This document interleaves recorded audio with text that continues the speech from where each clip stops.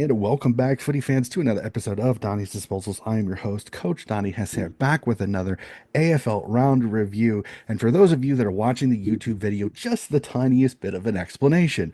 My co-host today, you will not see, unfortunately, because he's not exactly what we would call visually ready for this particular podcast. There's nothing wrong with that, but he would like to do a few things and he didn't want to have his camera on. So just explaining it. So joining us, as you can see on the YouTube video, is Ben, one of my fellow coaches here at the Des Moines Roosters and a fellow footy head. Ben, it is great to talk to you, sir. How are things going? And sorry that the video can't come on.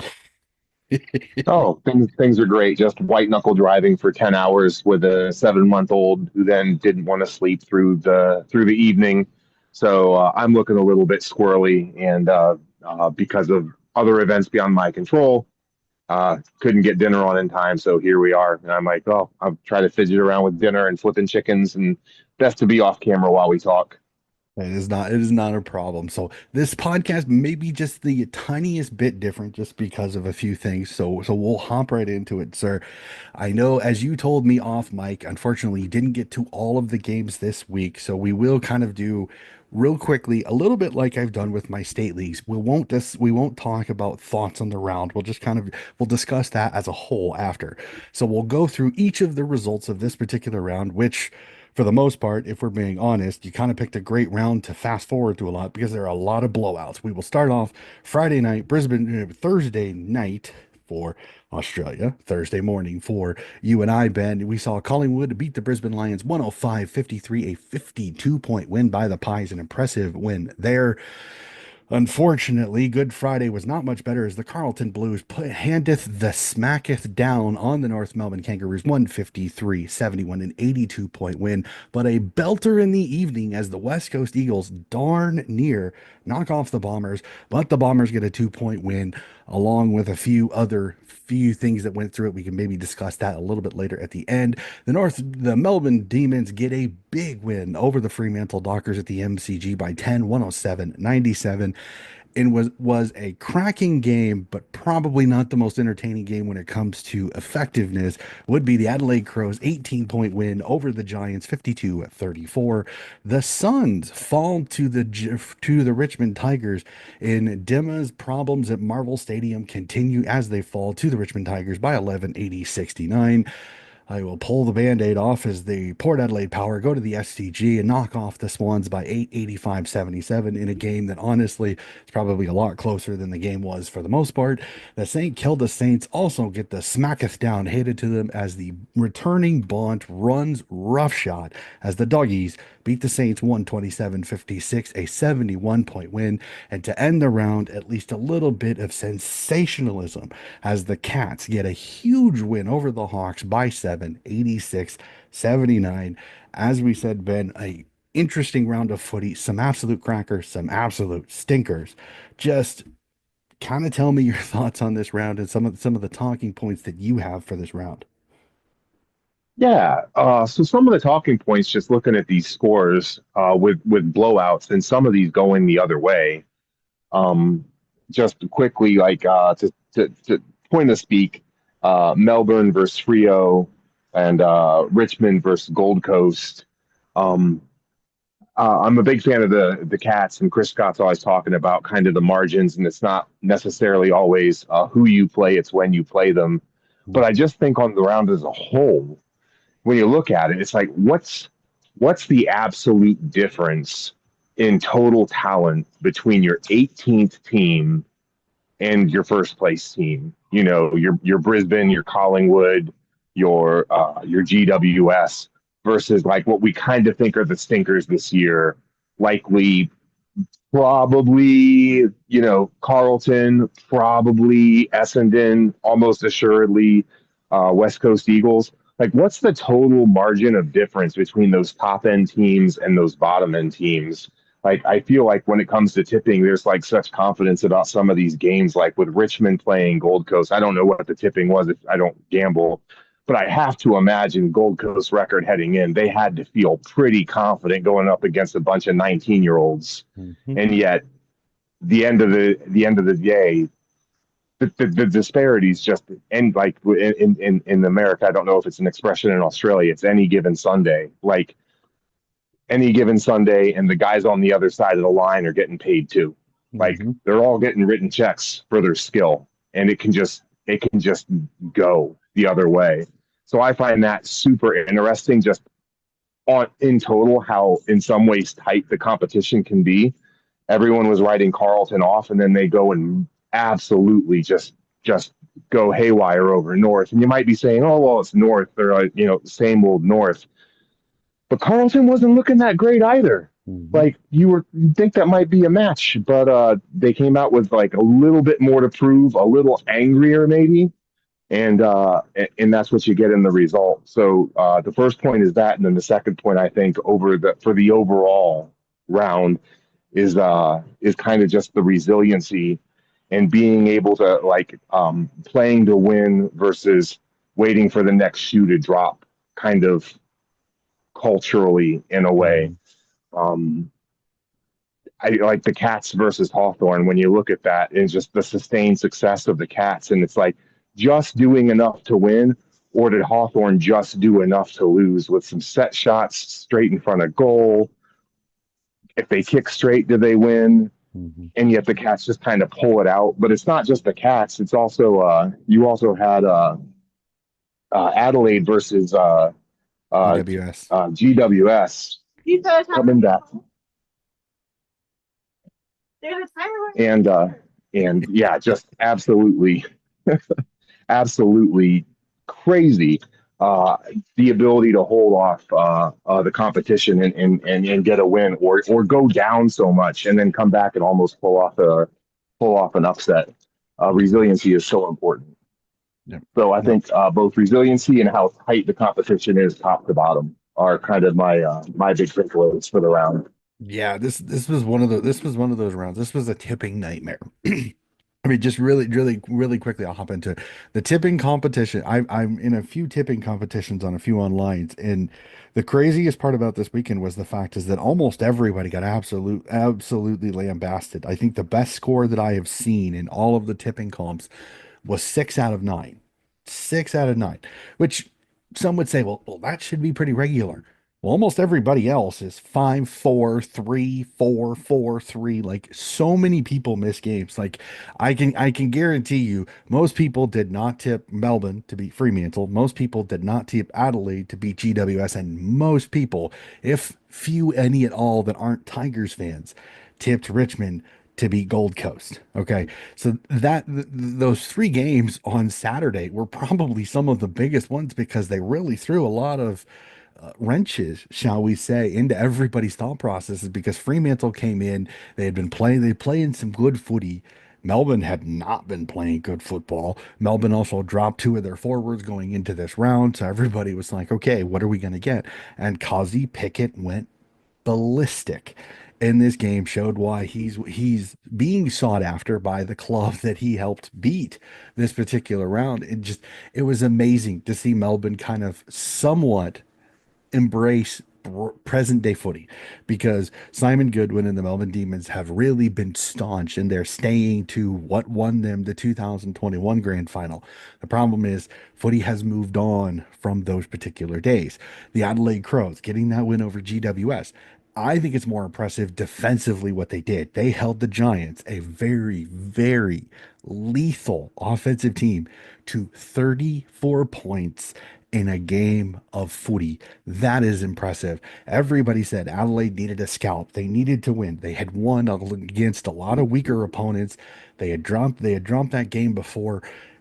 Could they get a scalp? This is a scalp. That is an impressive scalp. Was it the most handsome game in the world? Absolutely not. It was only ugly as bowling shoes.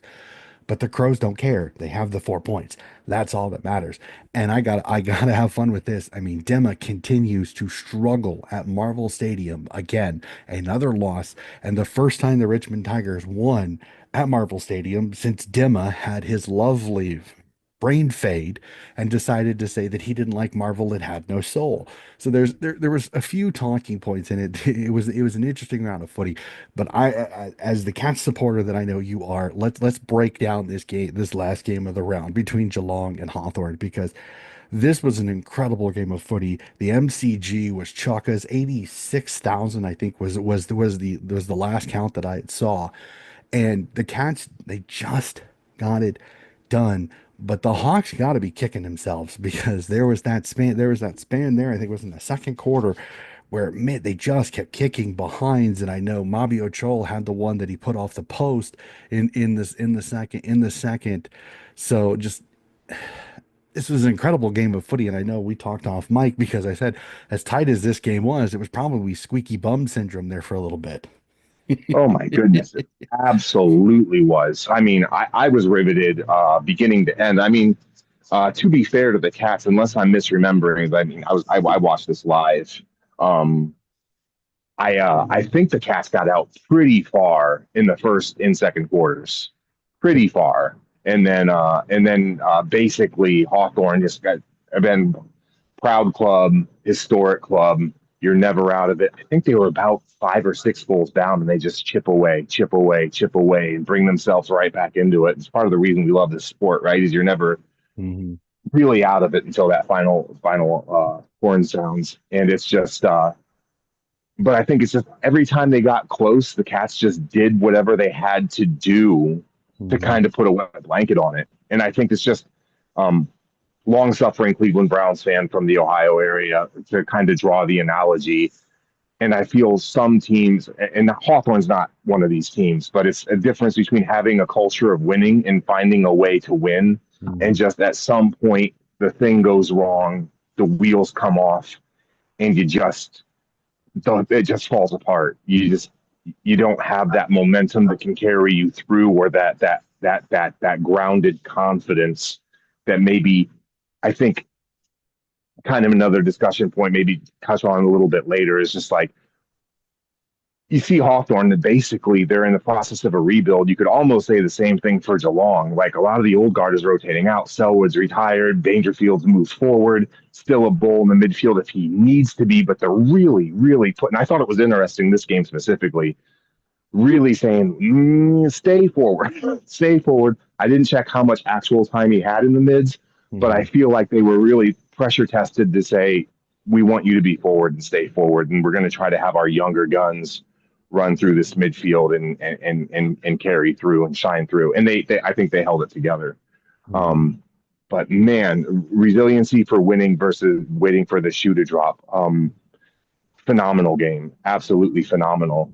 Um, if you want kind of that point I was looking at as far as like when you look at the whole competition, if it changes just a bit. Well, first, do you have anything else you wanted to add regarding the Geelong match? I feel like that was the game of the round. Oh yeah, I it was one of those that I didn't watch it live. I ended up watching it when I first got up at work at 8 a.m. and put it on. I was like, and I kind of kicking myself because I mean I really didn't need anything to get me going in the morning because that game was enough of it. That last probably most of the fourth quarter was back and forth. I mean, just looking at the statistics, I mean, it was never more than about 12 points the entire fourth quarter, including a chance where they were leveled, and then Sean Manna kicks that goal late to pretty much to kind of seal it with the 7 point win. But man, this game was a little bit of everything. It had some great passages, some absolutely ruthless tackling, some great pressure. Both teams some kicking skills, some elite kicking skills, some not so elite kicking skills. This was literally a little bit of everything. It was one of those games that honestly, if as you and I both have this luxury of is when you're teaching young footy players how to play this game, I almost want to put this game on because it is literally a perfect encapsulation of the entire game of footy. It has great things, it has bad things, it has magnificent things. I'm still sitting here going, if Jeremy Cameron does that bicycle kick and it goes in for a goal, I agree with what the announcer said on the particular broadcast I listened to. That would be played all over the world if he kicks Yeah, that and it yeah. goes through. The fact that it goes off the behind post is almost disrespectful because for Cameron to be so good to time it perfectly to bicycle that thing out of midair and almost put it through was incredible. It almost feels disrespectful to the move that it goes on, that it hits the post and goes only for a behind. But I mean, it just shows you the pure and overall skill. And you even had some ugly parts. I know that Connor Nash, unfortunately, probably is going to take a significant hit when it comes to games played this year because I think that shot to Brian Myers is probably going to cost him at least three, if not more, which is sad because you never want to see a player sit out. But unfortunately, it's one of those where you hit somebody in the head, they get concussed, 3 games right off the bat. Let's see how the tribunal, what happens. I, Yep. I haven't Yep. heard anything Even for yet. incidental, it's so tough. Yep. Incidental, And like I felt was incidental. oh, it's all 99.9% of the time. Most of the hits that cause a concussion or cause these issues, it is not this player trying to do it intentionally. It never is. But it's just the fact that he's so sloppy with how he did it that it happened. And I think that's the hard part about it when it comes to it. Again, like I said, hopefully Graham Myers is okay. Suppose I had heard an interview with Coach Scott that said that it was one of those that he kind of bounced back a little bit quicker than they expect, but they're still going to have to keep an eye on it. He probably is still going to go through concussion protocols. So Myers is probably going to be out for this round, which stinks for him. But the biggest thing is they have to take care of these young men. But man, just an incredible game of footy. You gotta tip your hat to Hawthorn on their resilience because they could have folded their mid-second quarter when it got almost to when it got nearly 4 goals. You would think, could they? And then they started to creep back towards it. They got to halftime, not too big a deficit, fought back, and then pretty much the entire second half, it bounced between 2 goals and 1 goal, or just a little bit less.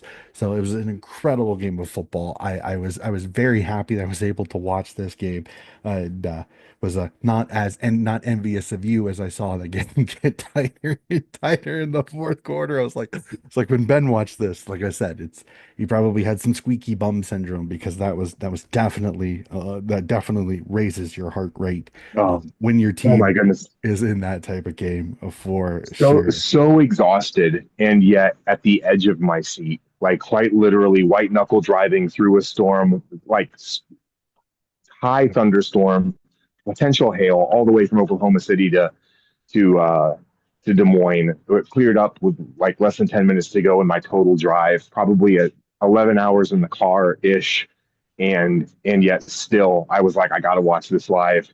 Stayed up, watched it, and like blurry eyed, glassy eyed, like Uh-huh. almost painful to keep the eyes awake, and yet I was Yep. like on the edge of my seat, like, oh, and Absolutely glued. the quiet scream because my wife and baby are asleep in the other room. I know, trust Just me, amazing. trust me, I know the feeling for sure. I know the feeling for sure because I know I had it was kind of a little bit different last year with that qualifying final between GWS and Sydney, and that last 3 minutes was the same exact thing for me. It's like you want to celebrate so badly, but you have to be quiet because there's other people in the household. So no, so Yeah. like I said, a little bit different when it comes to my normal reviews, like I said, because unfortunately Ben had a few things going on. He agreed to be my co-host, and I didn't want to change it just for that. So I wanted to have him on. Like I said, I will cover that again with each of these games. There was a little bit of everything. North Melbourne, unfortunately, I really think Clarkson is starting to finally start to feel the water heat up a little bit on the at least the seat heat And I up think just the he tiniest should. bit Yep. underneath his bum. Yep. Collingwood, man, how impressive were the Pies in that game, going up to the Gabba, which is a fortress for the Lions, and to basically absolutely slap them around for 3.5 quarters was incredible to watch. Nick Dacos again showing why he is absolutely an incredible talent. The fascinating part was the Ashcroft brothers versus the Dacos brothers through the middle was absolutely incredible seeing that talent there. Man, Essendon, I feel horrible for them. Sam Draper goes down with what is suspected as an Achilles tear. They already lost Nick Bryan a couple days later, so Todd Goldstein is probably going to come back into the Bombers lineup. That'll be fascinating. I'm loving that the Eagles are trying. Okay, I know a lot of people are like, "Oh, the Eagles lost again," but they're trying. Damn it, they're trying. Coach Let Cord the kids play. Yep, he's letting him go, and he's getting some performances. And the fact that you drop Oscar Allen, who had the brain fade when it comes to meeting the coach. We won't go into that. Like I said, do I understand him meeting with another coach because of the way West Coast has been treating him? Yes, but you cannot get caught as as one of the captains of the club. But I got it. Like I said, just like the Brisbane Lions, West Coast, man, they tried their absolute tails off at home. Essendon just did what they needed to do and found a way to get 4 points on the road at West Coast. Impressive. Like I said, we already talked about those three in the middle. I will say this. Sydney tried their tail off for the fourth quarter. The problem is the first three quarters, not so much. It really stunk for me. I thought they had a chance. Were there a few things that really ruffled my feathers when it comes to it? I'm kind of starting to agree with some of the pundits. I think Dean Cox needs to leave Tommy McCartan in the back and fricking leave him there, but we'll see. Aaron Francis came in, kicks 3 goals in the span of like 8 minutes. So could Aaron Francis go forward and then some McCartan can go back? We will have to see. Seeing the Bont come back, put up 30, and absolutely blitz a Ross Lyon team, and Ross Lyon teams do not get beat by 70 points. That just doesn't happen. So for the doggies to come back, but also devastating to see Sam Darcy get injured. Thankfully for most of the footy media, he didn't tear his ACL, thank God. The only issue I had with the whole thing was they were talking to like the kid died. And that was the only thing that really kind of like everybody's heartbroken. Nobody's not. The kid got injured. Okay. Does it suck? Yes. Is the game hurting? No. The game is going to move on whether Sam Darcy is hurt or not. It doesn't really matter. Stop doing this footy media. You are making a big deal out of a young kid tearing his ACL. Shit happens. Okay. It's going If to I happen. may, Go ahead, please. if I may, there, the game was pretty well out of hand or fast becoming it, and it becomes a storyline when the game can't be a storyline. Pretty much. Like at some point, you got to fold up. The players are kind of folding up shop, going home. Bulldogs are having their way. There's absolutely nothing the Sanders can do about it. Very tough outing. Mhm. What do you talk about? Well, here comes this bright shining light. Maybe the next prodigy, the next Bontempelli, and then okay, here's something we can actually talk about. But to your point, yeah, I think it's the storyline when there is no storyline. It's just unfortunately it Well, ends up being kind of a bad game of footy. And what are you going to talk about? and So here we but go, like but an rising upping star. So yeah, but the thing though is it's not just the night. It's like first crack after the game is over. That's half the first 15 minutes are all about talking about how devastating this is for the game. I'm like, again, I get that the kid is talented. I get that the kid has been doing stuff that most people can't do. When you're that tall and that athletic, that happens. But I'm like, the kid isn't dead. I mean, the kid is still alive. He just has an injury. It happens. There's tons of players throughout the country that are going to get hurt. It is it's almost over the top. And again, I agree with you. Maybe it's just because there wasn't really anything else to talk about, but there was. Bontempelli comes back from his injury and looks like nothing happened. He puts up 30, kicks 2 goals, absolutely fantastic. I mean, I wish I could sit out 6 months and be that talented. I mean, that was insane. And then, as we said, the nutso ending to that. The MCG was absolutely rocking. Each goal was so thunderous. It was fantastic. So that's kind of our breakdown of the round. Like I said, a little bit different than we normally do, just because, like I said, Ben's been super busy and I totally understand it. So we kind of ad-libbed it the tiniest bit. So for those of you that listen to it, we'll be back to the normal for sure as much as we can. So we'll jump to the I burning questions section on this, Ben. Let's jump right into it. I got to admit, like I said, we said it through the tipping. There were some upsets. There were some major league upsets. Do you enjoy the unpredictability of a lot of upsets in the league? Because I know tipsters absolutely hate them. But as a fan that wants to talk about fun things on my podcast, this was an incredibly fun round to watch. Yeah, I think the biggest problem that I have isn't the like again the opening comments. You talk about the margins between the absolute best and the absolute worst, and what are they? The only problem I have with blowouts is when a game's over at halftime and you still have 40 minutes of football to watch. Yep. And in my case, I'm looking at the clock and it's 4 o'clock in the morning, and I'm like, Hmm. do I really stay up to see if there's going to be a comeback? And it's like you kind of feel like, well, I did everything I needed to do from a touring perspective. It's a personal problem because it's out of my time zone. But like Mhm. blowouts, I prefer the games like the Geelong game where it's just like edge of your seat almost the entire time. Well, I guess it was, Heart yeah, quarter and a half. palpitations, got 911 on, Yeah. So got your emergency service dial phone set up. yeah, so I I guess agree. when the margins get so wide, it kind of makes the product less cool. Yep. But so that's from a watch beginning to end. But from Mhm. a, oh, we think we have everything settled. We're 6 rounds in, and then you get, people like Bonds coming back. It also can show like the absolute terror that one player can impose on the game if you hit them right, if they come back Mhm. right, if they come back in stride or healthy, or just switch on and just you have a monster game. Super athletes are super athletes, superstars are superstars, and Dacos, Bontempelli, uh, these guys are just it's next level talent among Mhm. next level talent. It's like just the ability to completely dominate a game is somewhat amazing. But once you get, 8, 9, 10 goals ahead, you're like, what are we really watching here? It's just a Mhm. dismantling. Yeah, no, I 100%, 100%. For me, like I said, I enjoy it because, like I said, it throws off tipsters big time. But for me, it throws these little nuggets of differentiation where you really can say, I really don't. I'm just guessing. I mean, we're all purely guessing. Like I said, you look at that going into that Richmond Gold Coast game. I mean, I don't think there's too many people that weren't wearing yellow and black jerseys and remembers that went into that game confident that Richmond could win it. In fact, I even know a few that went to the game. They weren't even that confident. And then I got about 4 or 5 videos of them celebrating, singing the song. They were so excited. So those are the cool moments. Like the league does have a lot of parity.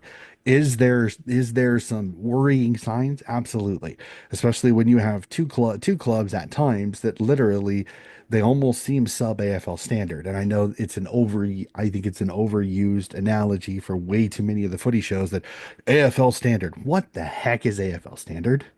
I still don't understand that because each team can have a different style with a different coaching style with a different philosophy.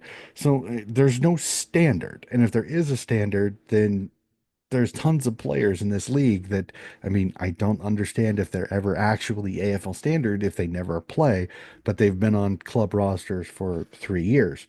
So I don't know. It's just, but this was an incredible round just because, like I said, it threw us a little bit of everything. It threw us some heartbreakers, it threw us some absolute fantastic games, and it threw us some snooze fests. I mean, as you said, you do have those games where you get to halftime, and I'm looking at it going, do I go to sleep or do I put myself through more of this pain?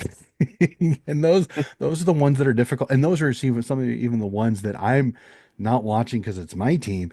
I'm watching because I want to be entertained. And I get to halftime and it's a 60-point lead, and I'm just like, sleep deprivation or get some sleep because this game is over. Like and that's kind of the thing that does get fun with it. Like I said, I'm hoping it happens. Um, that so many of these teams can find parity, but unfortunately, sometimes that's the way it goes. That's professional sports. Sometimes you just have a year where you're crap. Let's just be honest. So we'll jump to a fun one, Ben. I know you and I have the pleasure of coaching up here with the Des Moines Roosters, and we'll talk a little bit about our boys that we have the pleasure of coaching this particular season. I want to have some fun. I'm going to fly you down to Australia, and I'm going to give you a head coaching spot, but you get to pick the team right now. If you could coach one of these two teams, who would you pick?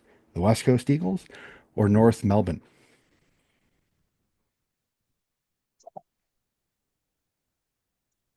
Uh-oh, did we lose him? Yeah, no, I'm here. I'm here. Boy, that Did I put your okay. jaw through the floor on this one? Yeah, sorta. So I think I would take West Coast for a couple reasons. First reason, um, there's a lot of legacy behind the current head coach of uh, North of Melbourne. our dear Kangaroos. Yep. A lot of legacy.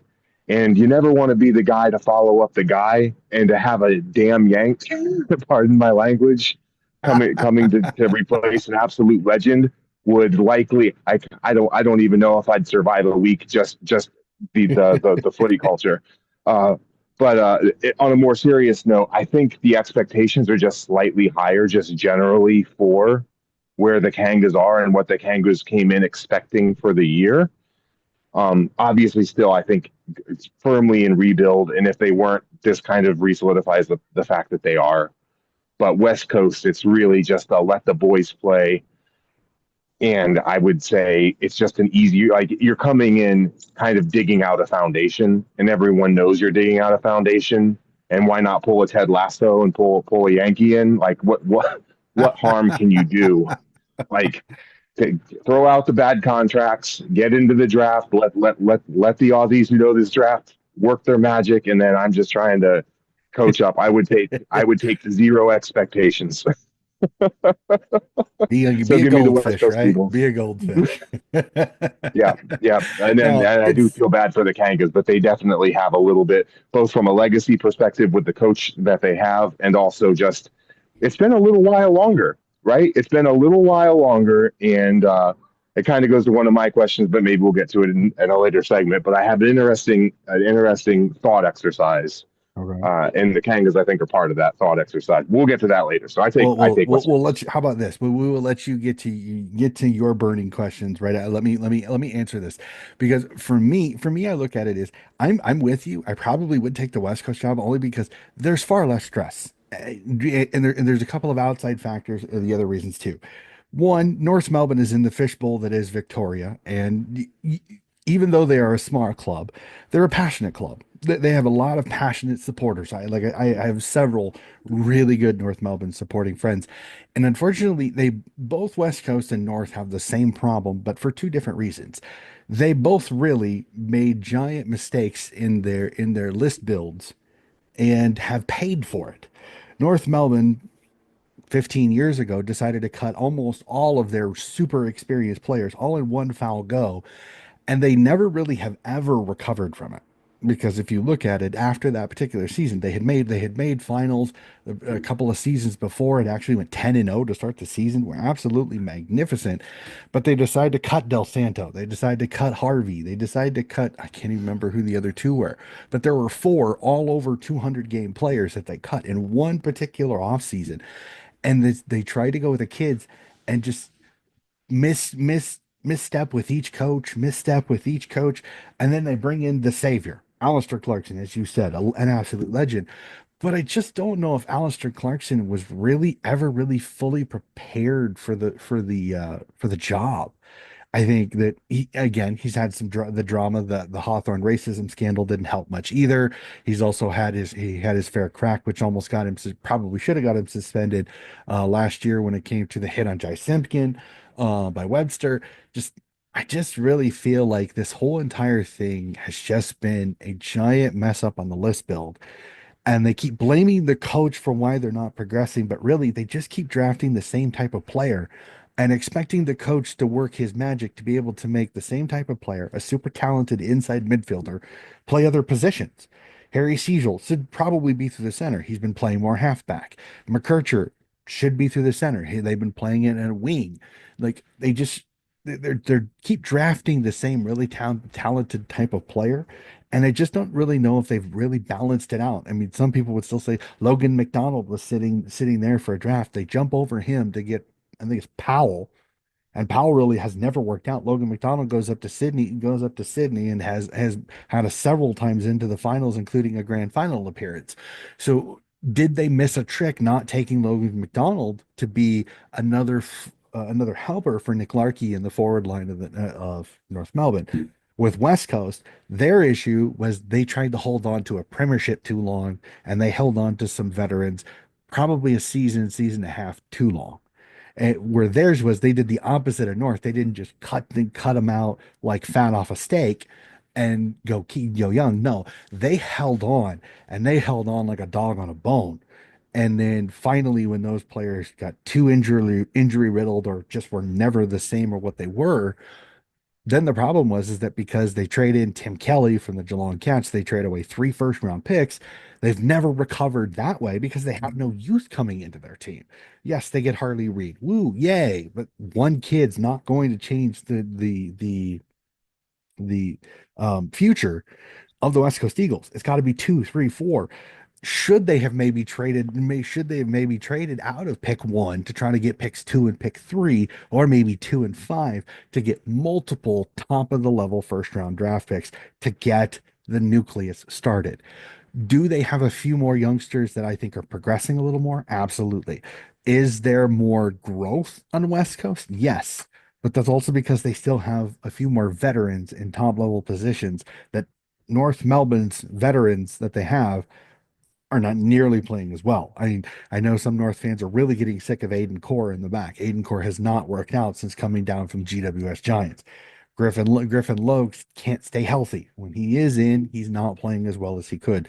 It has just been clangor after clangor after clangor decisions for both of these teams. Is either job appealing right now? Absolutely not. But I think McQualter at West Coast, I think, has a little bit of an easier job because there's a little bit more light in the tunnel. There's more competitive games. There's more games that are close. Like I said, they pushed Brisbane to the third quarter before Brisbane finally went, oh, yeah, we are Brisbane Lions. Let's go. And then absolutely ran over the West Coast Eagles. This is another one at home in the fortress that is Optus Stadium, and they push Essendon all the way to the end. And again, is Essendon top level of the AFL ladder? We'll have to see. Not right now, currently. So for me, I agree with you. Probably take the West Coast job, even though I think North has more talent and a deeper list, but there's more issues structurally with them than the West Coast Eagles, who I think have a little more better structure, but just they don't have the horses. They don't have the talent on the list right now, currently, and especially trying to hold on to Oscar Allen to keep him from going east to potentially join one of his former coaches at Hawthorn. So, With you, yeah, yeah, absolutely with you. I agree with your sentiment. Essentially, and what happened, like that. That all rings true to me. yep. So you got a burning question. Let's hear what you got. Yeah. So, just kind of an interesting thought exercise. Sure. Give me as much as you can. Try to give me your top, and let's just say the bottom five teams that you would see end of the season. Who you think the bottom five teams will shake out? You know, come finals cut. Who are the spoon contenders? Well, Yeah, yeah. But essentially, give me the five. essentially, who are the spoon contenders? Two of the teams we just discussed. I think, unfortunately, West Coast and North Melbourne. Unless Clarko walks into that change rooms and starts putting boots to rear ends more. I just have a feeling that the trend is going down. Um, Richmond, I think they cut deep. Is their talent? Absolutely.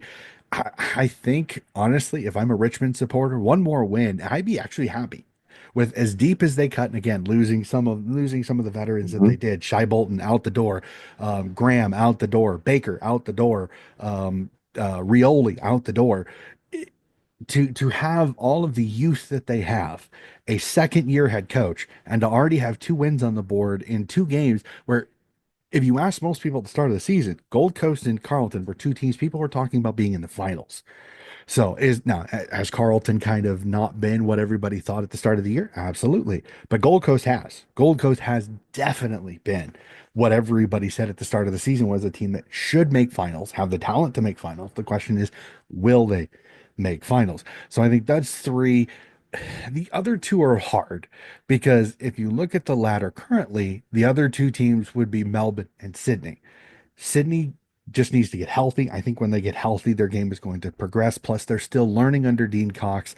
And if you look at their percentage is astronomically better than the 4 teams below them. That's also including Melbourne, who I think maybe found their little bit of hitch. This is difficult for me because I think Essendon's injuries I think are going to drag them down. I think their ruck situation and their inconsistent play, but again, it's still early in the season. Things could change. I think Melbourne may have found that little niche to help them progress. Right now, if you twist my arm, I think West Coast, North Melbourne, Richmond, I think Essendon, and I think Melbourne. I think Melbourne will figure it Melbourne out. over Carlton, huh? Interesting. Melbourne over Carlton only because I think Carlton's figured it out. Carlton, when it comes to it, they're a little bit like Sydney. They just need to get a little bit healthier. I think if Harry Mackay comes back, the only thing though is if you really look at their game against North Melbourne this weekend, I think they played better with a smaller lineup. I think they finally let the youngsters Yeah, yeah. kind of do what GWS is doing and kind of play that small bees where it's like you have Jesse Hogan up forward and then the rest are small, quick, agile, high pressure tackling small to medium forwards. And that's what So Carlton really was. They played off Charlie Curnow, and then you have guys like Durden, you have Motlop, you have Martin. You've got some talent there that can be impressive and put up scores on the scoreboard. Plus, right now their percentage is 122. Now, that's also adding to the fact that they've played West Coast and North Melbourne in the span of 2 weeks. So I think their percentage will level out a little bit more as we go on through the season. So the thought exercise is, and you've already answered quite a bit of this through the explanation, which I appreciate. But the thought exercise is when something's kind of wrong with the team, I generally bucket it into one of, it could be more, but generally one of three things. And the two that you kind of, if you have to hope, you hope it is either leadership or players for Mhm. why you're not where you think you should be, like Mhm. at the pointy end of the ladder. The third one, as a long-suffering Cleveland Browns fan, I will tell you is culture, and it's a Mhm. culture of losing. And if it hits that infectious level and just that contagion level and just seeps into the bones of your locker room, you almost can't remove enough players to have that to remove that, and it takes a whole dynastic change to get out from under it. And I think Mhm. like long suffering teams like the Sainers and Essendon, and at this point, it's feeling a little bit like North might know what I'm talking about. But as a Browns fan or a Jets fan, to draw the analogy to the U.S., it's just you just can't get out of your own way. But those buckets, to go back to the buckets, you have players, you have leadership, and you have culture. And you got to hope it's not culture. But looking at that bottom five that you gave me, Mhm. the quick analysis, how many is it? Is it a leadership issue? How many is it a player issue? And how many have the death knell of a culture issue? Uh, I'd like to hear what you think. well, if I'm being 100% honest, um, West Coast might be the one that has pretty much all of them. Um, Player issue because they don't have the talent, they don't have the horses. Leadership, really, the way Oscar Allen buggered up that entire situation, and Liam Duggan, unfortunately, is captain in name only. Again, West Coast Eagles fans are listening to this. I'm not trying to dish your club, but let's just be honest. Liam Duggan and Oscar Allen have not painted themselves very well when it comes to leadership because they both keep making mistakes. Either Allen makes a mistake off the field, and Duggan is numerously riddled with mistakes on the field. So West Coast is a little bit of everything, and is it breaching into culture? Maybe. I don't think it's 100% there, but leadership again. You've got a brand new head coach. Your co-captains can't keep themselves from making mistakes, and your depth of your overall roster over your overall list is probably one of the weakest just because there isn't much coming behind the few veterans that you do have on the roster. North Melbourne, I worry it has become culture just because it's been so long. I think leadership, if you look and add Clarko's experience through his premierships, then you'd think their leadership is fine. But I'm also one of those that I think that he's been there long enough, and everyone's like, well, he had a distracted first season because of the Hawthorne racism thing. Okay, all right, okay. Even if I give you that, he still had 2 seasons to fix it, and there's still errors that are happening from the first time. Could Is it it a be culture? Is it a culture thing, really? Is it yeah, deeper than that? Is it all the way up even into the board level to the point where I mean they were thinking there for a while of bringing Taron Thomas back again until enough people made a stink that they finally just decided to let him go. And I think that's been the hardest one there. So I hate almost going there, but is North Melbourne a culture issue? Because if you add what Clarko has done before, you'd think leadership is there. Talent is definitely there. If you look at the number one, number two, first round draft picks under the Melbourne banner, they have some of the most first round draft picks running around on their first 22 than any team in the entire competition. Yet they're sitting in 16th place right now with 72.7% and have looked absolute crap since that win over Melbourne, which kind of has lost a lot of its luster with Melbourne capitulating as much as they had for the first 3 or 4 rounds. Melbourne, I think, is its stubbornness in leadership because Goodwin just refused to change. That's the thing that's very annoying with me. Maybe has it changed a little bit? They were super handball heavy in this game this weekend against Fremantle, and it worked. But will they continue it, or was it a one-time thing? The jury's still out for me on Melbourne. I'm not gonna. It's a, yeah, you to be beat determined. Yeah, you beat a Fremantle team that's very inconsistent and annoys me because if I look at their list and some of the talent that they have, that should be a finals team. Should be a finals team. But keep finding yeah, ways to they could have a hit. culture issue. I know that the record doesn't show it, but they Yep. Yep. yeah, I get definitely it. could have a Leader culture and a issue there. You little know, bit of could be a leadership, thing. there. Richmond, I think Richmond's hard because I don't know. I can't say leadership because they're under a second year coach, but I think Uze surprisingly has done a really good job for the absolute crap storm that he's had to deal with his first 2 seasons. I mean, the first year, I mean, everybody basically kind of quit on them on and in the club for the most part. They got a few wins, but really when it comes to it, excuse me.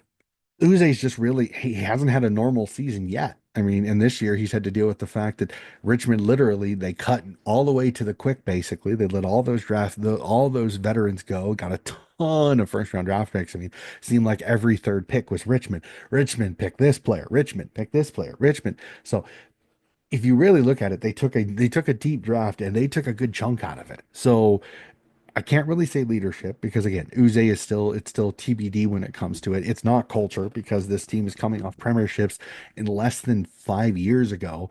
So I can't say culture. I know that they've had some transition shifts. I know that their CEO has left, their president has left, their coach has left, some of their players have left. So it's a different group. It's not the same. Yeah, no, So, I feel you there. you could almost say players just because they're so young, but I hate kind of Yep, with throwing them youth. in that bucket because of the pure fact that because this I mean this is mostly some of these kids, I mean, they're got less than 20 games under their belt and they're trying to play for a club that like I said had a modern day dynasty in the last 15 years with 4 premierships in the span of 5 years four And premierships in those the span kids of just unseated the Suns. yep. They Yep. just unseated the Suns, who were And ripping through the competition.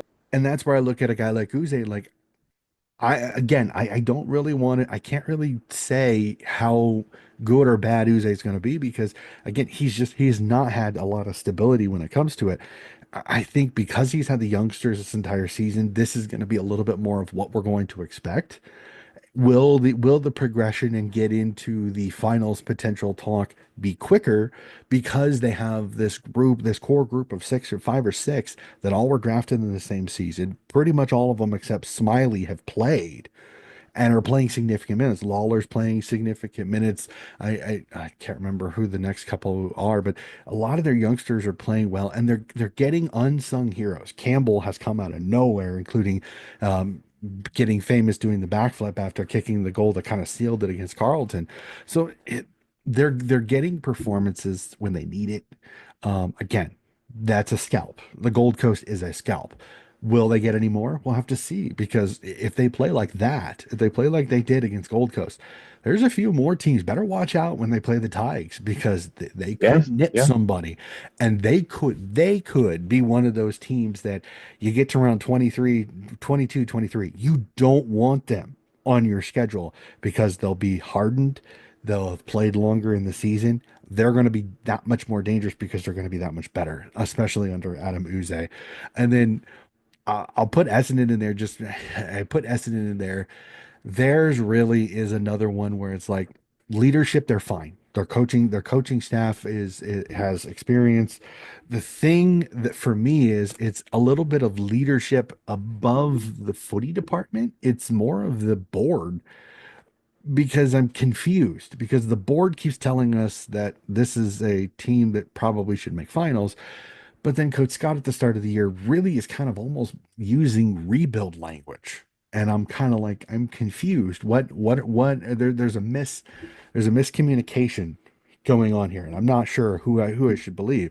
Should I believe the head coach that is giving me rebuild vibes? Or should I believe It's the board yeah. who's not in the rooms during discussion of the tactics saying that this is the list that could make finals. So I'm a little confused. So I think for them it's leadership because So who I who agree. who's putting the reins, who's tugging the reins here?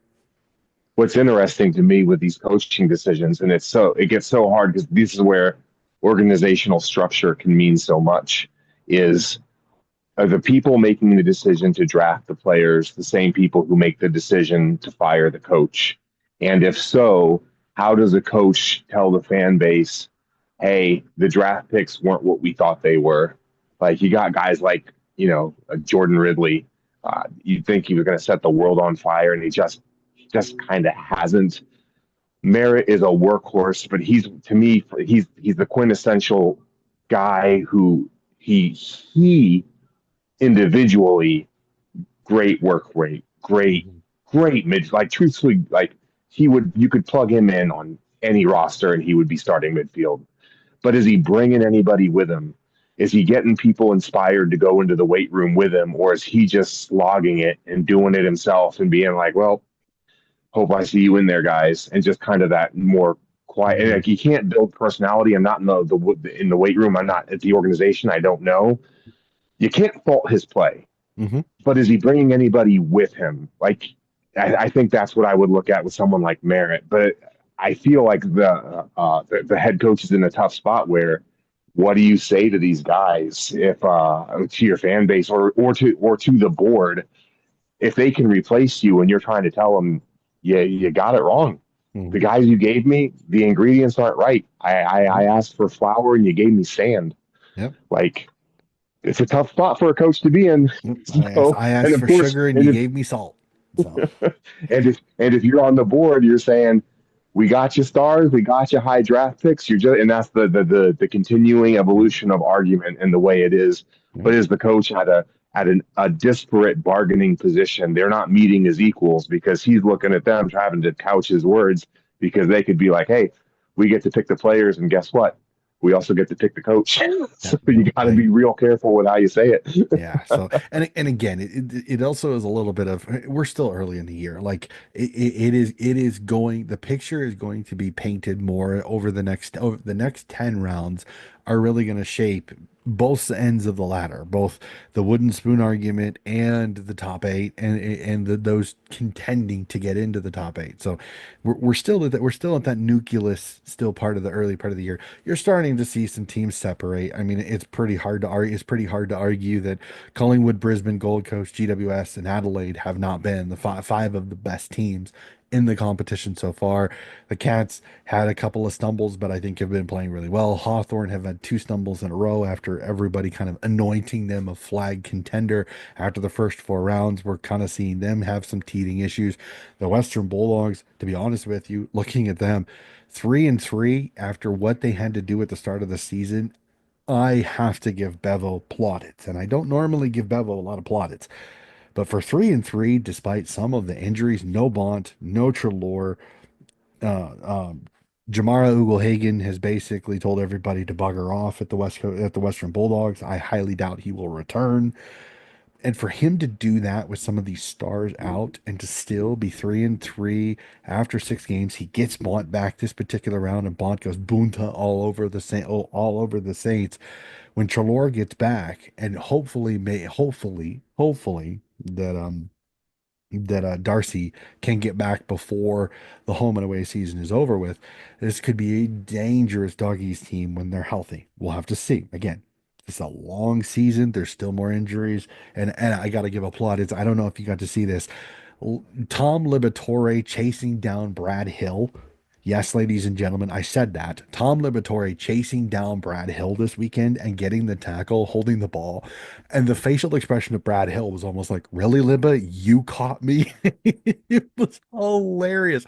So Libba held it down for the Western Bulldogs in this. And it'd be, like I said, there's some teams there in the center part of the ladder. I'm still not 100% sure what I'm getting. I don't know about Fremantle. I don't know about Adelaide, Port Adelaide.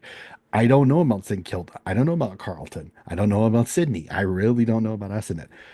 There are tiers right now of this league that's going to be fascinating. Like I said, this is going to be so much fun because as soon as you think you have a clue on what's happening, some curveball is happening. So this is going to be an incredible season. I cannot wait. But I want to So, end.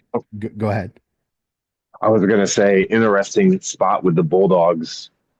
When you look at the wins are took. If I recall correctly, Carlton, I think Frio, maybe Frio. I'm trying to remember there, and I think maybe North, Yep, right? If Carlton I'm not Frio North, I mistaken. believe so. I think you're right. Yeah. So you're like applaud for 3 wins with those injuries for sure, but are you just beating up on the Gimps? Like is Frio for real? Carlton looks real bad, other than just absolutely destroying North this weekend. I think they were winless on the year. Is it fake news? Are the Bulldogs fake? I mean, Bontempelli's back. It's going to make a huge difference. But it's just interesting who like some. It's 3-3 is cool, but it's 3-3 against who, and they're kind of North Melbourne, Carlton, and St Kilda are the three wins. The losses are to Brisbane, to Fremantle, and to Collingwood by six, though. But there. You with okay, with the okay, deficit yeah. that they So have to only lose by a goal to the Collingwood Magpies. So again, North Melbourne again. I think North Melbourne at the time was still trying to figure some things out.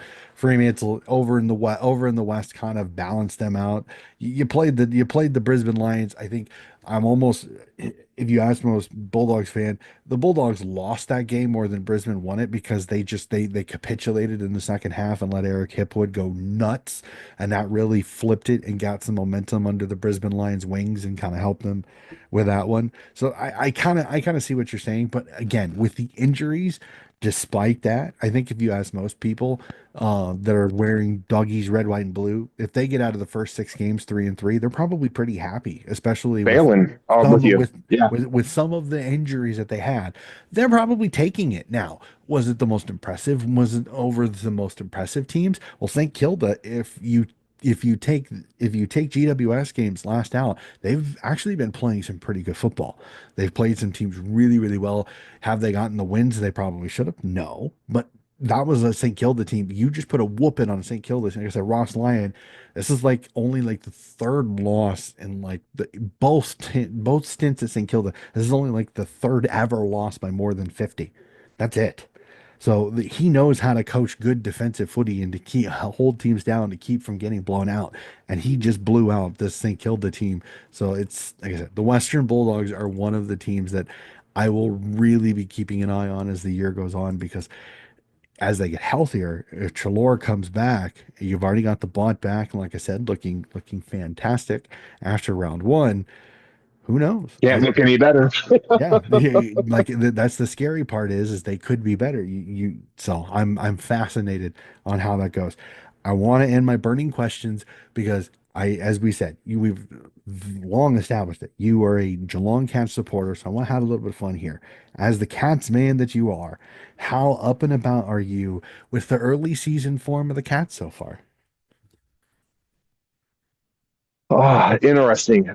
Cats are essentially the only winning franchise that I've ever had the privilege of following, and I still have this hope. I have this fear to hope because of my relationship with the Cleveland Browns. But my speculation is I would put them almost. I feel like I say this every year. I put them top 8, but not top 4. Hmm. But I think a lot of it is because I think they have one, and maybe I'm biased, and I very well could be, and I'm still learning a lot about football. But there's such a premium on a winning culture, and just seeing never losing the faith during the game, even for these young guys coming through. Just you're cool, you're composed, you're collected. It never feels frantic. It never feels out of place, and I feel that that can carry you through. Like it's not going to win you a season, but it can steal you one or two games that maybe you should have lost. And maybe Hawthorne lost it and the Cats didn't win it. But I'll take it regardless. And I think they're good enough to be in the eight. And that's all you can ask for is a chance to contend. And it makes me so happy to be a Cats fan. So I would say probably I would peg them 7 or 8. I'm flying high. I'm happy. I think we'll be there at the end of the season. Give it a good go. But I don't think we're going to lock horns and I certainly don't think we're going to steamroll the likes of a Brisbane or the likes of a GWS. But if you're in the game, you got a chance. Hmm. Just ask Richmond. Yeah, definitely for sure. I will say this: Geelong's always that one that I sit there at the start of the season and I go, well, you can almost sit here and pencil them in for somewhere in the eight. Right? Like almost every year, I can almost sit there and pencil them in to the eight because for some weird reason they always find a way to get in. It doesn't matter how, doesn't matter really where. If they get into the finals, they're a threat. And it's one of those, if they're in a game, they've got a chance. That's just when you've got some of the veterans that they have and seeing Dangerfield kind of reinvent himself as that striker type of forward that can go into the midfield occasionally, but really is that dangerous full forward that you really can't guard him with a tall guy because then he's too fast. And you really can't guard him with a small guy because then he's too strong. So it's like it really makes the defenders have to think. So it's been pleasant to see him progress and play as well as he had over these, And excuse me, over these and at last that couple of rounds. age, and at that age, to have a gas tank that isn't mandated to run, you know, Hmm. through for box to box, arch to arch, whatever you want to call it. You can just basically own that forward 50 arc and make it your home and just absolutely bulldog and bulldoze, and you get to keep your gas tank. Like you're not worn out. He's not, obviously he's not 24, 25 anymore, but what a luxury to be like, hey, we're starting to lose some center bounces. Can you give us like 3 minutes and win this clearance? Just what an ace in the hole to have in that small doses of when you really need it. You can put them in, and then be like, all right, back up forward, do your thing. Just amazing. What an amazing player. Oh, Just maybe yeah. I'm fanboying too much. I apologize to anybody who's not a Geelong fan. Just what a guy. Well, that's the fun part about this little section of the podcast for me when it burning questions is that I let you kind of have you let your nuffy out. Like I had a Port fan last week and I let him nuffy. I kind of let you kind of enjoy talking about your club just a little bit because I know it's not easy when it comes to it to talk sometimes do. Sorry, I just happened to look on something and I will discuss it after the podcast because I don't really want to discuss it on the podcast. So, all right, we will Oh, go okay. to well, involving our little topic that we had prior about a certain individual. When it comes to it, the his sanctions come down. So, I just Interesting. having happened to see I was looking up the ladder because behind the scenes here, fans, is that I do my power rankings. I'm sitting here looking at my power rankings as I was getting ready. And went, oh crap, I forgot to do them. so, so that'll be a little bit of a tiny bit of an ad lib a little bit later in the podcast. But no, so next in the podcast is the team of the week. So I will pull that up really, really quickly. There's going to be a lot of names really, really quickly, Ben. And again, as you said, you didn't get a chance to watch all the games, so I will kind of explain each and kind of why they're in a little bit. Again, as everybody knows, I do a little bit more involvement when it comes to scoring involvements and goals because I think that makes a bigger impact. I know it's easy to say that, but sometimes again you get some squirrely names. So here we go. Team of the week will start on the fullback line. Nick Vlaston at Richmond was absolutely absolutely insanely good this weekend. 15 intercept marks was absolutely fantastic. One of the reasons why the Richmond Tigers found a way to get the win. Geelong's Mark Blitzovs, you kick a goal as a defender. I'm going to give you some love. I know he kind of bounced back and forth between a couple positions, but he was mostly in the back line, so he will qualify as a fullback. James Sicily of Hawthorn, I know his kicking was crap today, but he still kicks a goal when he goes forward, so I'm going to give him a little bit of the benefit of doubt on that one. Halfback line, we see Josh Dacos of the Collingwood Magpies again, just like his brother, absolutely magnificent in this game. Melbourne's Trent Rivers sneaks forward, kicks a goal for Melbourne, helps push them away. And the move of Connor Rosie from Port Adelaide to the halfback line has been wondrous for Port Adelaide. He gave Sydney fits in this game, no matter where he was. They could not. They sent James Jordan to go to him. Normally, James Jordan will take him, put him in his back pocket, and won't have to worry about him. But for some weird reason, Rosie was just a little bit too slippery for him on that one. We move up to the midfield. On the wings, we see Elijah Hewitt from the West Coast Eagles.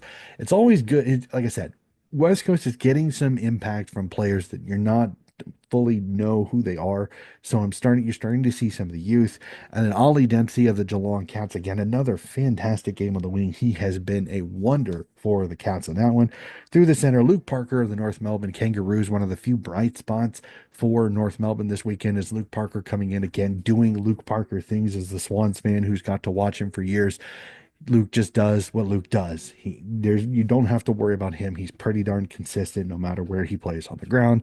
Sydney's Isaac Heaney had a fantastic game in this one. A little bit more of his statistics came in the second half as the Swans started to really battle back in it. And the Marcus Bontempelli of the Western Bulldogs, 30 disposals, 2 goals in this game. Absolutely fantastic.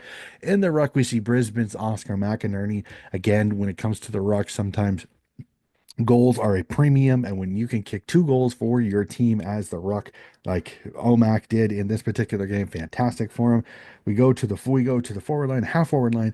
Jake Waterman, another one of those fantastic games. When he starts clunking it, he becomes plug or lock it. I swear to God, he can't miss. So fantastic. Keziah Pickett, one of his best games ever as a Melbourne Demon, fantastic for Kazi. It was fantastic. Shea Bolton of the Fremantle Dockers is also here again. Another one of those starting to find his superpower, starting to be able to get out of tackles, make those fantastic plays for Fremantle. The full forward line, Peter Wright returns to Peter Wright type of things for Essendon. A fantastic 6 goal haul here. Charlie Curnow capitalizing on North Melbourne's rickety Swiss cheese defense when it comes to it back for the North Melbourne Kangaroos, and Harrison Petty of the Melbourne Demons rounds out the starting lineup.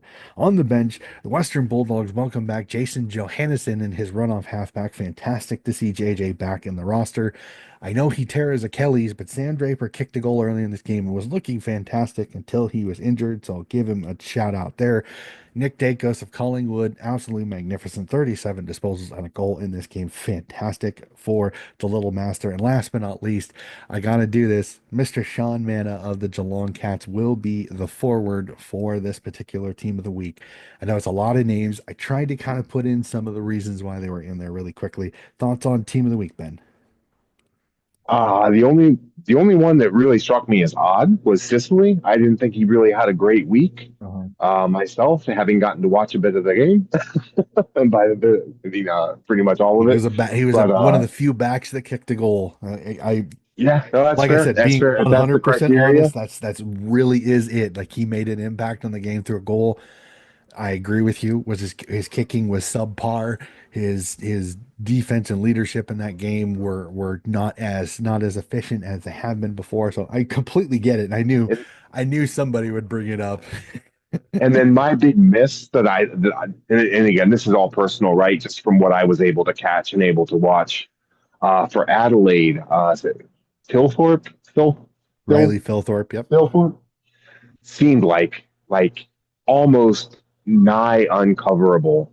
Just I mean, I don't think he's that old. I could be wrong. I don't think he's that old of a player. I think he's only Nope. been in the league like 3 years, Yep. Yep. maybe. Yep.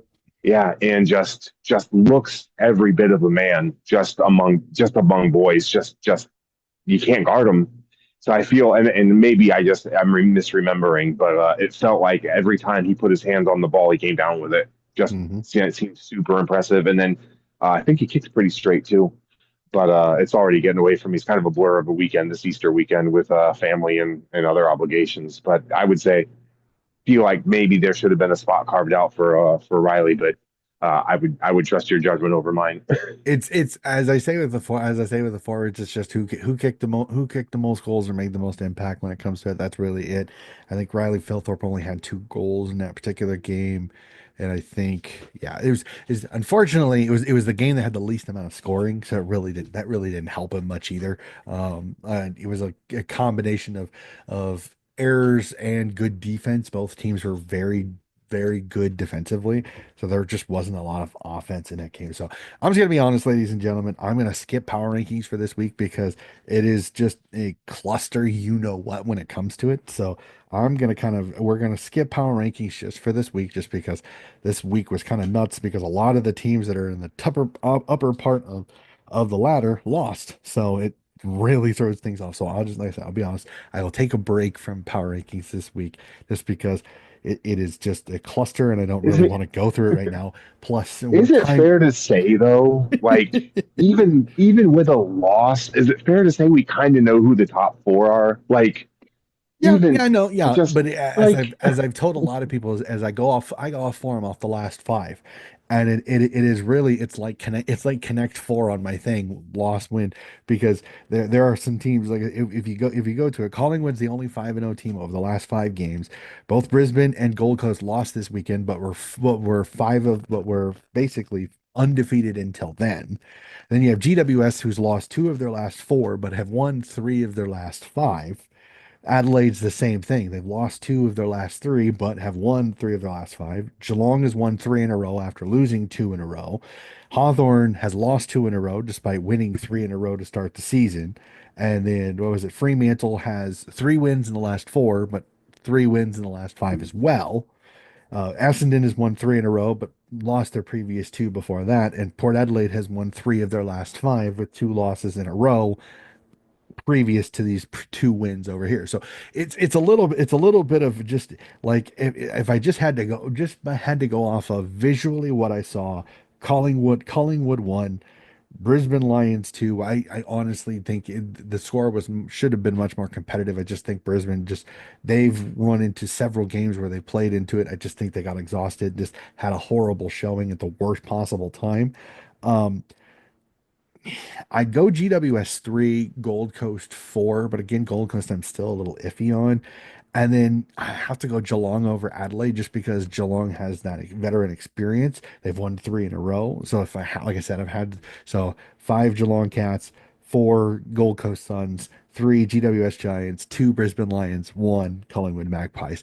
Just because of visually how I've seen it. Again, GWS Brisbane, you can almost flip because I think they're relatively super close with each other. So you kind of got it out of me. Ben, you got it yeah, out of me. well So the way it's going, I feel like there's a little bit of a gap between one and two, and then there's virtually no gap until you hit about probably four or five, and then you get another gap. yeah, But I feel like Collingwood, at 100%. least right now, they feel again, it's still early. Feels like there's just a little bit of a separation happening there, and then another separation at about maybe five. Yep. Arguably, or yeah, somewhere between four and six. I don't know. It's an interesting season. Still a lot of football to be played in professional sports. Man, winning is hard. Yeah. Winning is Nope. just so hard. 100%. So let's have some fun. I know we're still early in the week. Let's tip, and this is a fun round. This is a fun round for me. This is one of my favorite rounds of the season. It is Anzac round.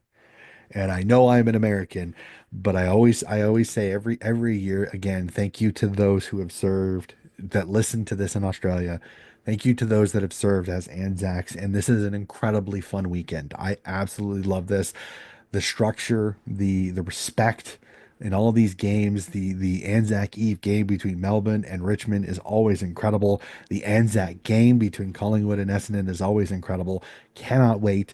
Again, keep an eye out. As per usual, I always have a special Anzac logo that I have for this particular week going through. That will be up on my socials here very, very soon. So again, before we get the tip started, again, I always like to say this both at the start of the episode where we review this and before, lest we forget. So let's jump right into it. Tips. First game, again, We're still early in the week, so stay with us, ladies and gentlemen. First game, Anzac Eve, fun one. Melbourne, Richmond. Can the Tigers pull another upset? Or have the D's figured out things going? This is a fun, interesting tip one. Who do you like in this game? For me, I'm going to take the D's. I think that's an emotional win for a club that I honestly think if you were to ask them, they know that this isn't really their year and it's a year of growth. So for me, the D's. Yeah, it'll be interesting. I'm with the D's on this one. I think they figured it out. Richmond seems to have a letdown after the win. That's what happened after Carlton. This is another one, pat on the backs, and I think they fall a little bit short in this one. But I think the Tigers are still in it. I don't think this is going to be a huge win for the D's here. Again, the D's are still whether what they did in the last game will be able to translate against a different opponent would be fascinating. Fun one, Anzac Day, Collingwood v Essendon at the MCG. Cannot wait for this. I'm gonna tip the pies in this one. No Sammy Draper. Goldstein comes in. I think he'll have some fun with it. I think Darcy Cameron may have a little bit of a field day, and the Dacos brothers will run wild on this. Collingwood, I think, will win this game. Not much to add. I think you have a team that is basically, if anything, you almost, if you're a Collingwood fan, you like, are we peaking too early in the season?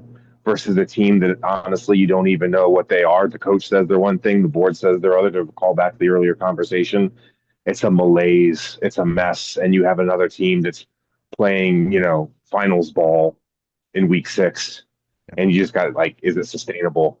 But in the short term, I think they're going to just over the top, Yeah. but you got to play the games. So we'll Yeah. see. But I would, if I, it feels like free money, Collingwood. Essendon sometimes finds a way on big occasions like Anzac to pull some rabbits out of their hat. But I like the way Collingwood's playing. They've looked really good. I agree with you. Could they be peaking early? Is the big question. But I like pies in this one. And then out for Optus Stadium, Fremantle Dockers, Adelaide Crows. This is a meaty one here. I'm fascinated. Who do you like in this one? I personally think, and apologies to any fan base out there, I don't mean offense, just talking sports. I feel that the Dockers are fake news. I think it's fake news all the way with Frio. So I'll take Adelaide. I think Rankin's the real deal. I think they have the right combination of youth and experience. Um, yeah, I don't. Evidently, I must really like Till Thorpe. I thought he did way better than 2 goals in the forward position. I don't. I never thought myself to be a homer for Adelaide at all. But in this match, I'll take Adelaide over the Dockers He pretty makes substantially. Phil Thorpe is one of those that he brings something that Tex Walker doesn't, and it's that he's that stable full forward that literally he's almost unmovable. Like I said, he turned into the Hulk. If you look at pictures when he was first drafted, and looking the way he is now, you'd think anabolic steroids were involved, but they weren't because he hurt his leg, he hurt his knee 2 years ago, and he couldn't really do a lot of running, so he just started working on his upper body and holy shnikes, he turned into Boy, the does it Incredible show! Hulk. Oh yeah, exactly. I'm with you. I'm gonna tip the Crow. I'm with you, but I'm gonna tip Fremantle, and that's only because Adelaide sometimes when they leave the confines of the Adelaide Oval, leave their offense at home. They've not so much this season, but Phil Thorpe and Tex Walker not having Darcy Fogarty. Darcy Fogarty has an AC joint injury. I think weakens their forward line just a littlest bit. Do we see maybe a little bit quicker forward line? Do we see maybe an Alex Neil Bullen kind of step into that spot a little bit, maybe make a little bit more impact? Be fascinating. Isaac Rankin can go forward. I've seen him be very impressive through the midfield this year. I like the move of Rory Laird back. But Fremantle at home, sometimes they find ways to get it done. I'm interested. A slimmer Sean Darcy got monstered against Max Gawn. How does he go up against the behemoth that is Riley O'Brien? Will be another one. The midfield battle: Jordan Dawson, Saligo versus Brayshaw and Sarong will be a fascinating one. I'm going to tip the Dockers in this one only because after that loss to Melbourne, I hopefully Longmuir finally decides to raise his voice because it just seems like he's just so malign when it comes to it. I think the Dockers have a chance to win this one. Sometimes Adelaide, when they leave the confines, sometimes leave their offense a little bit at home, a little bit of unknown when it comes to Riley Thilthorpe. The Dockers are starting to kind of figure it out. Like I said, a little bit of a blip against. So I'm gonna tip the Dockers in this one, but Adelaide they're in this up to their eyeballs. I think this is a coin toss. You could pick either, and you might be Yeah. right on this one. So we'll Yeah. move And to the. also Dockers at home, like Yep. it's a home game, and Dockers, as much as Rankin or as much as Adelaide might leave their offense at home, feels like the Dockers kind of play different at home. They're almost a much more explosive team at home. So yeah, Yeah. there's that too. It's sometimes the West Coast Eagles, the Optus Stadium does become kind of a fortress for those Western Australian teams. Now, South Australia isn't as far as Victoria, and sometimes I've seen that happen with Victorian teams. But again, the Crows, they just got to balance out their home form with their road form. Again, it's an interesting that's an absolute cracker. I cannot wait for that one. Cannot wait to watch that one. The first game on Saturday afternoon sees St. Kilda under the lid at Marvel Stadium hosting the Brisbane Lions. St. Kilda is licking their wounds in this one. I'm fascinated. Who do you like in this one? I like the Lions because I think St. Kilda kind of got exposed a little bit by the Doggies. Will Brisbane use that same template to attack Ross Lyon and the St. Kilda Saints? I just don't think you can argue with that midfield. And I think if any team's gonna, I talked earlier about culture. I feel Brisbane's kind of right there with Geelong, with just it just feels like they're just gonna always be in it. Just and Lockie Neal and just the rest of that midfield, they're not.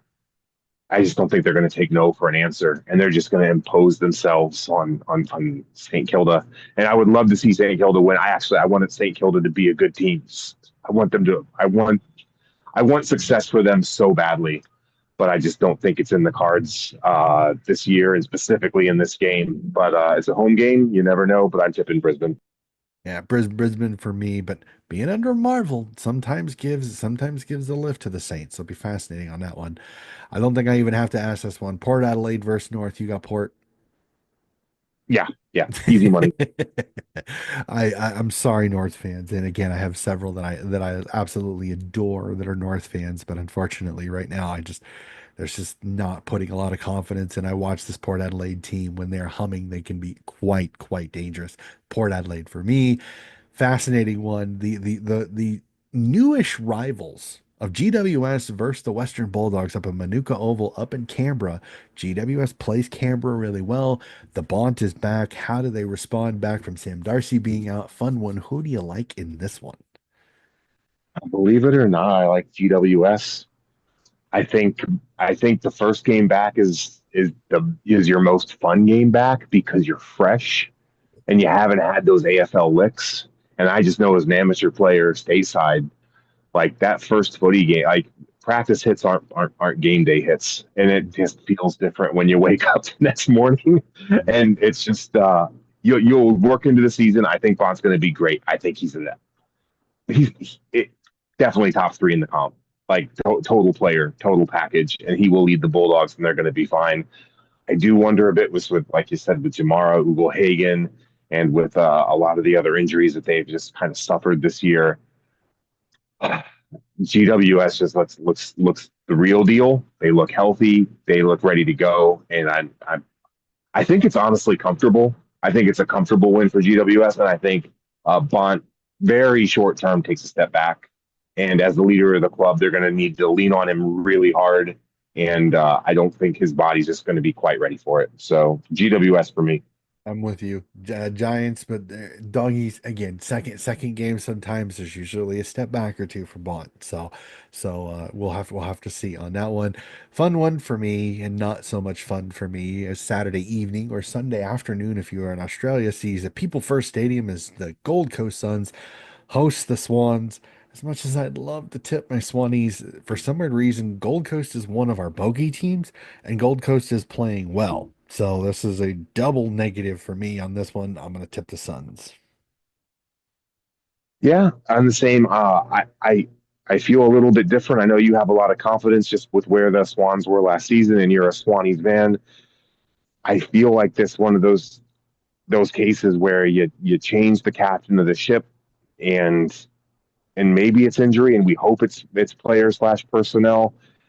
But man, captains are hard to find. True leaders are really hard to find, and I think maybe they have the guy who was groomed for the position, but it could also just be that cultural creep of just one or two things different this week, one or two slips this next week, and the next thing you know, you have a different culture with a different team and a different way of doing things, and it's just not what it was.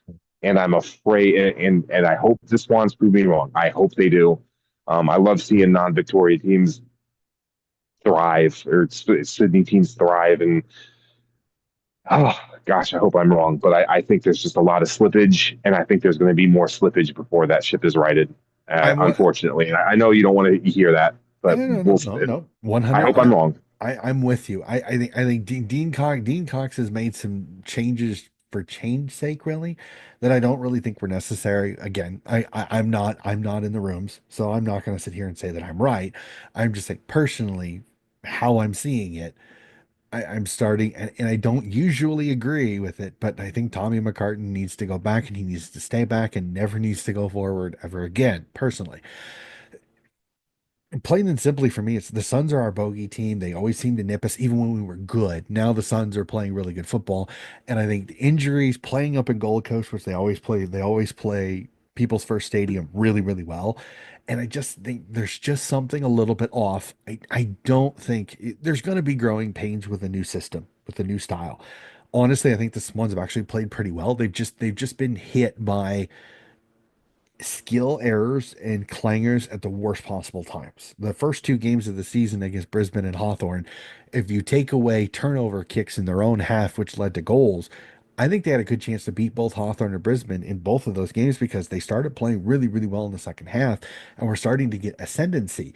But you get that proverbial air sucked out of the balloon when you turn the ball over in your own inside 30 meters and the guy buries it, and you go from being 2 goals down to 3 goals down instead of having a chance to go 1 goal down. So I think this is just another one of those. It's a bad timing too. If they get the Suns later on in the season when Mills is back, Goulden's most likely back, Armadi's back, Logan McDonald will be fully back, that maybe it's a little bit of a different discussion.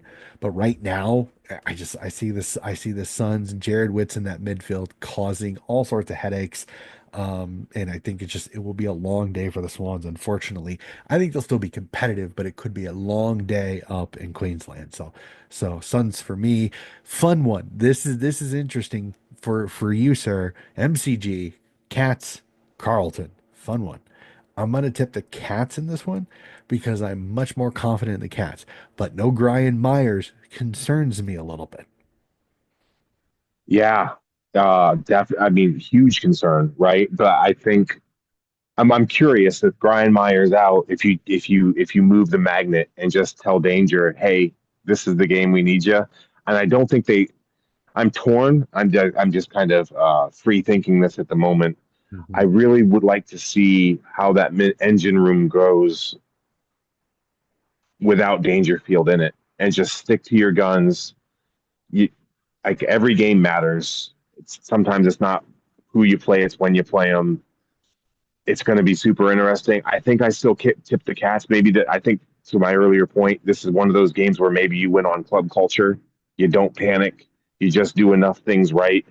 And Carlton kind of feel did they right the ship with the smashing this week, or is it just? I mean, that's an emotional win for them, their first win of the season, or is it the change and the spark that they need to really get this engine that is Carlton back on track, this race car moving?